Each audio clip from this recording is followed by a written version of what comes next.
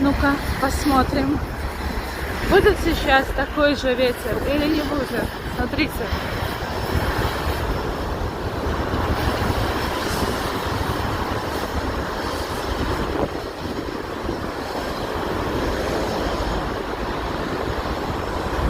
Нет, что-то пока телефон взяла, все утихло.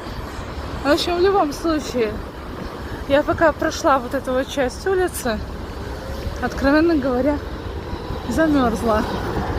Собираются кучевые облака и планируется на вечер как минимум точно дождь.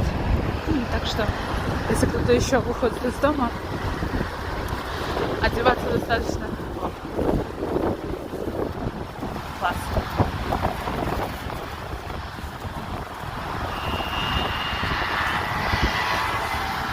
Тепла вам, друзья!